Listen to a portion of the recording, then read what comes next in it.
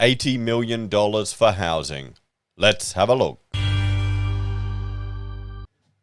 Hello everyone, Florian here, and welcome to another episode of HeiseSays. Grab your stein of coffee because we're going to have a look at $80 million which is being provided by the West Australian government, well, to help address housing supply. Let's have a look at what they're proposing and see if it's, well, a good approach. I would make the argument that housing supply needs to be increased. We need to build more houses. If you're serious about housing affordability, you need more of them. If you're serious about the climate impact humans are having on the world, you need to advocate for denser living. You know, those not in my backyard crowd who want to maintain their, 1970s suburbs with pristine, crappy old houses. You can't have it both ways, can you? They only want the consequences of everything somewhere else, where other people live, not in my backyard. I guess that's their entire shtick, isn't it? Anyway, so $80 million HeadWorks Fund to boost infill and regional housing. Funding to help remove barriers to housing development. This is in Western Australia. The program to improve the feasibility of urban apartment projects and regional worker accommodation. I wonder if normies, if small, like a husband and wife development team, hang on, I gotta adjust my camera here. Husband and wife development team could also apply for this, or if it's just the big boys.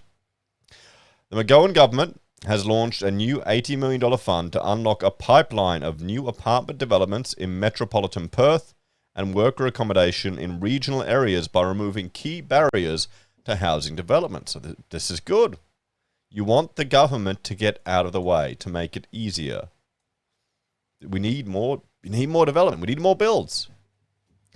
The Infrastructure Development Fund will help local governments and developers to offset the cost of providing water, sewage, and electrical services to new housing developments, improving the economic feasibility of these projects. Equal funding will be made available for metropolitan and regional areas, with $40 million allocated for proposed apartment developments in urban infill and Metronet station precincts. A further $40 million will be invested in regional areas to address water, wastewater, and electricity infrastructure constraints and support the delivery of much-needed accommodation for essential workers. The funding program will also be available to proponents partnering with the state government through the Housing Diversity Pipeline, unlocking the development potential of land. In many cases, the upfront cost of upgrading and improving service infrastructure, particularly in infill areas, has prohibited private sector investment in new housing developments. The Infrastructure Development Fund is the latest program in the McGowan government initiatives designed to support the delivery of more housing for Western Australians. To apply, proponents will need to meet set criteria, and once approved, funds will be administered to service authorities as a condition to connection costs or to undertake as a contribution to connection costs or to undertake the required works. Applications will open on March 2023, and you can get information here. And let's have a look at the comments from the Premier of Western Australia. So, unlocking affordable housing opportunities across WA is a key priority for the government. We've listened to the housing and construction industries, and we're acting to tackle one of the biggest barriers to developing new housing. Yeah, HeadWorks charges can be significant. They can be quite significant. This fund will help to ensure we bring more housing online as quickly as possible right across the state through the inner city and our regional communities. So what's the Planning Minister have to say? Rita. This new funding program will remove barriers to housing developments, as well as facilitate the supply of key worker accommodation in regional areas. We want to support and encourage new developments that provide greater housing choice and create vibrant, well-connected precincts close to Perth, and to address challenges in retaining key workers in our regional areas. There are significant opportunities to provide a diverse mix of housing in Metronet station precincts, such as infilling suburbs and land across the metropolitan area, and we want to support innovative proposals that might otherwise be hindered by a heated construction market. Through this funding program, We will work with service providers, local government, and industry to unlock development potential and boost the viability of multiple dwelling projects, creating a future pipeline of medium to high density housing over the next 2 to 5 years. Now, this is interesting. If we have a look here at this one, this is from the HIA forecast that we discussed yesterday about, well, home builders, spec home builders are going to face the worst year in a decade because home builder shot up and apartments a little bit too, but they've come back down to normal. This is all over through Australia, but domestic is crashing down. So will this offset some of that in Western Australia, at least, with multi-res?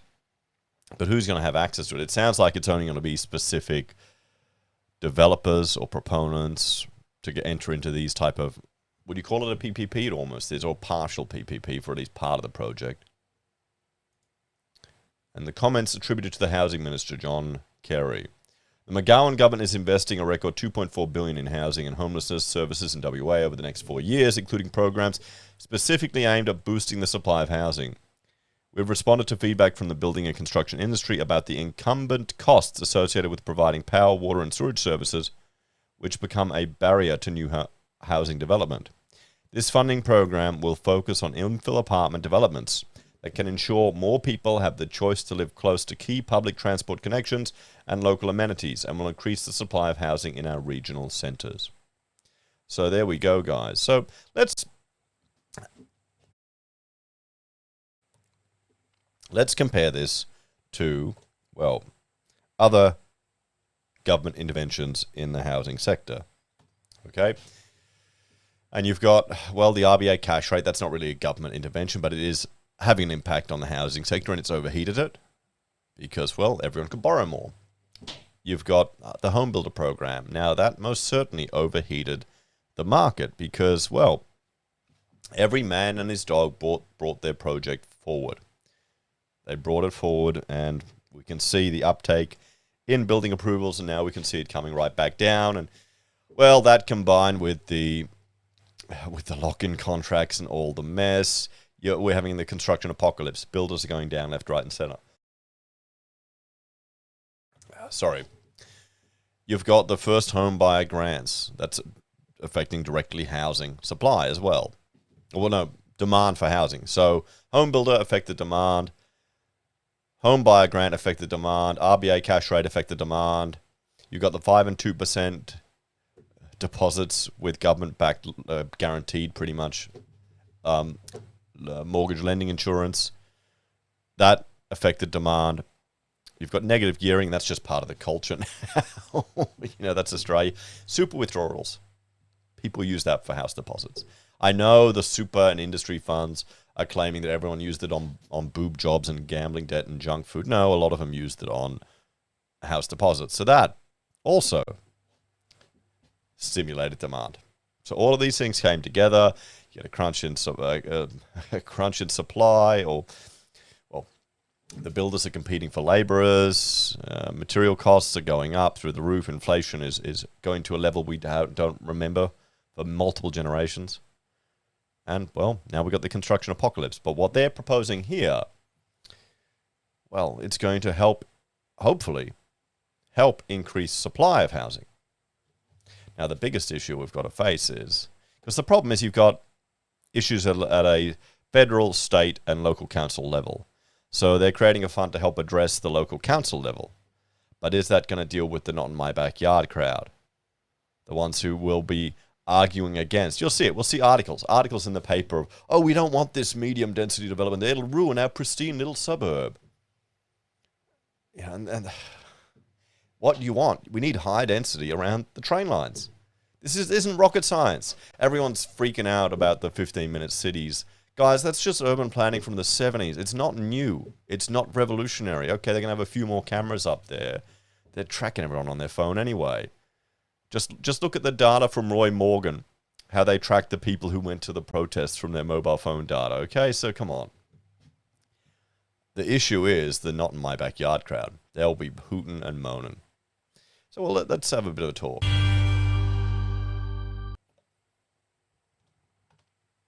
So it's encouraging. This is good policy. Could be a lot worse. I can see it hopefully increasing supply and, well, getting out of the way, at least with the headworks, reducing some of that burden on developers. And hopefully that will flow through into, well, frankly, if you just get more stock on the market, that's going to help the housing sector right now. That's all they need to do. They need to get out of the way or encourage however they can. What do you reckon, guys? Do you think this is a good policy? Would you rather they don't get involved? Or could there be other ways? I mean, how could the state government really, how else could they reduce the headworks burdens and charges coming from other sources? You tell me. We'll have to wait and see what happens, guys. As always, thanks for watching. Check out HeiseBim or Heise Does for other videos and other topics I cover. If you want to support us, you can on YouTube or Patreon. Use our referral links, buy our pocket squares, or call us if you need an architect. Take care, guys. Have a great day, and I'll see you all in the next episode of HeiseSays. Bye for now.